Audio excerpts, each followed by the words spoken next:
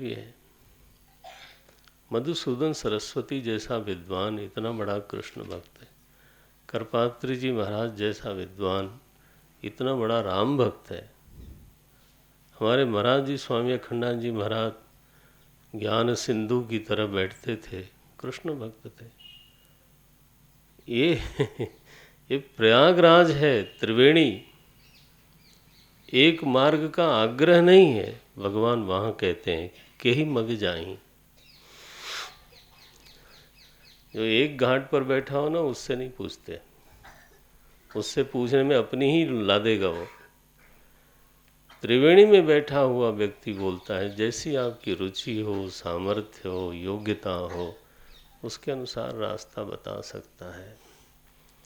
सो राम सप्रेम कहे मुनि पाही, नाथ कही हम कही मग जाही।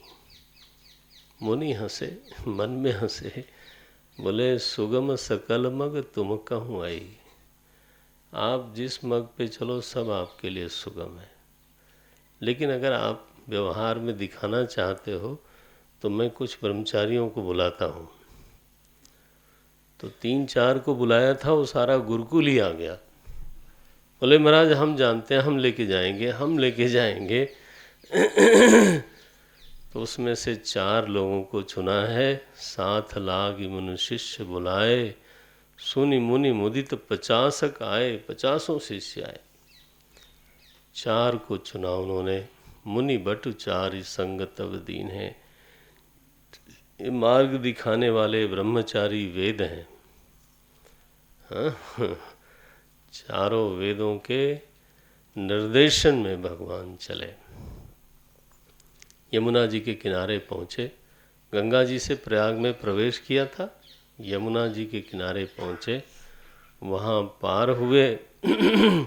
उतरी नहाए जमुन जल। जब जमुना जी में खड़े हुए तो जमुना जी का जल और भगवान का शरीर की कांति बिल्कुल एक जैसी। अब तो महाराज फिर गांव गांव में आनंद हो रहा है। कोई कुछ बोलता है, कोई कुछ बोलता है। ज्योतिषी लोग हैं, वो कहते हैं इनके तो शरीर में राजयोग दिखाई देता है और ये वन में भटकते हैं। ज्योतिष झूठ हमारा, बोलते हैं ज्योतिष झूठ हमारे भाई। अरे भाई, हमारा तो ज्योतिष ही झूठा पड़ गया।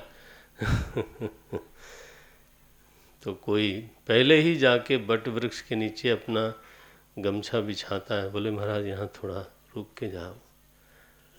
देखा जानकी जी को थकी हुई, भगवान ने कहा अच्छा थोड़ा विश्राम कर लेते हैं। यहाँ गांव की स्त्रियां आ गईं, घेर लिया उन्होंने। अब स्त्रियां तो फिर पूछेंगी ना कौन क्या लगता है। तो वो धीरे से पूछती हैं, कोटि मनोज लजावनी हारे, सुमुखी हे सुंदरी, कहो को आही तुम्हारे। ये तुम्हारे क्या लगते हैं? अब जानकी जी क्या बताएं कि क्या लगते हैं। उन्होंने कहा ये जो गोरे गोरे हैं ये हमारे देवर लगते हैं। बोले ये थोड़ा पूछा था, मैंने पूछा था वो क्या लगते हैं। अब उस समय वो रिवाज नहीं था मीट माई।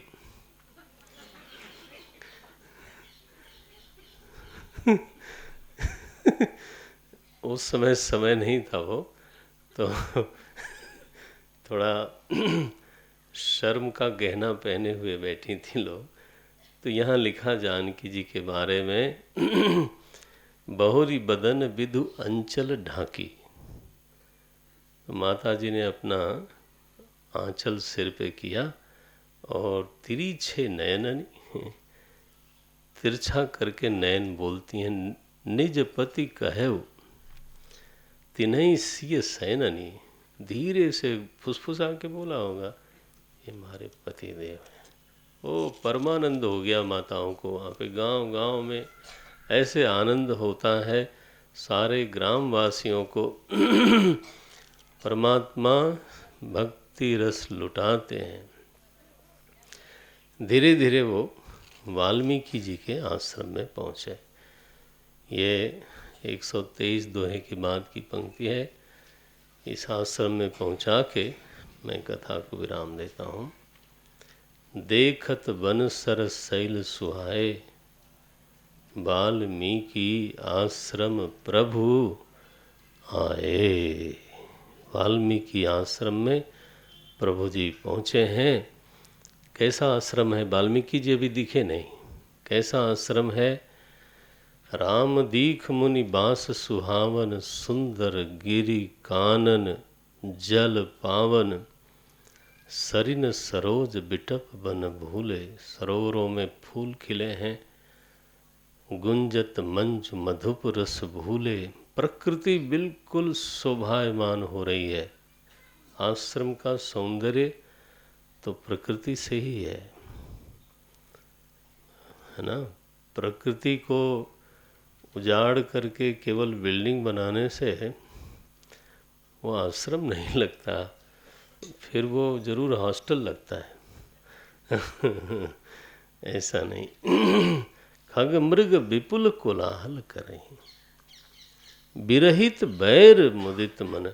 ये प्रभाव वाल्मीकि जी का है कि पशु पक्षियों में भी आपस में कोई वैर नहीं था। कैसा आश्रम है? शुचि, पवित्र है, सुंदर।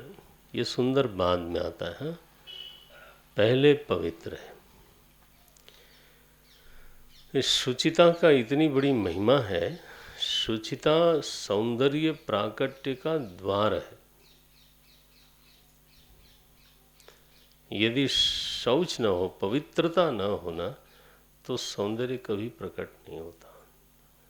आप में महंगे से महंगा कोई वस्त्र लेके आए हो, महंगे से महंगा कोई शर्ट लेके आए हो, और अगर वो गंदा हो तो आप पहनोगे नहीं। क्यों भाई?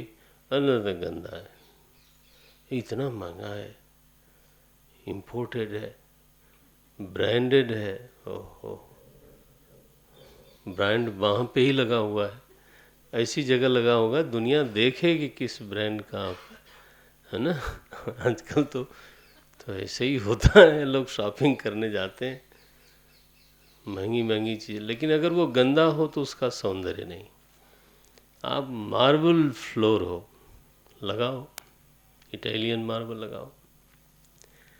हमें तो पसंद भी नहीं है, Makrana marble is more beautiful.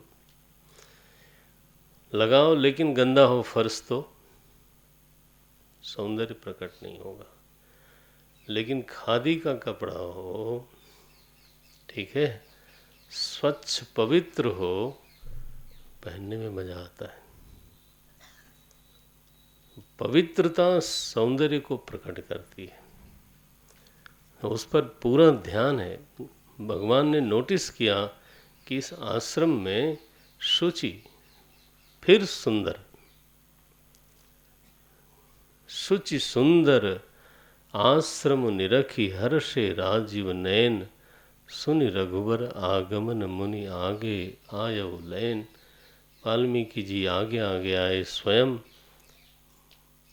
भगवान ने दंडवत प्रणाम किया। मुनि कहूँ राम दंडवत कीना, आशीर्वाद विप्रवर दीना। विप्रवर वाल्मीकि जी ने आशीर्वाद दिया उनको। भाई ये नाटक हो रहा है तो फिर पूरा होए, उसमें नाटक बिगड़ना नहीं चाहिए। बैठ गए, आसन पर बैठे। वाल्मीकि जी ने कहा, सब कैसे हुआ? बोले महाराज मेरे पुण्य का उदय हुआ होगा, इसलिए हुआ। कल मैंने ये दुआ पढ़ा था 125वां। तात बचन पुनि मातु हित, भाई भरत अस राऊ। आहा, देखने की दृष्टि कैसी बढ़िया है। मेरे पिता के वचन की सिद्धि हो गई, माता की इच्छा पूरी हो गई, प्रजा को भरत जैसा राजा मिला। मोह कहूँ दरस तुम्हारा प्रभु। आप जैसे ऋषीश्वर का दर्शन मुझे प्राप्त हुआ। ये वनवास तो मेरे पुण्य का उदय है।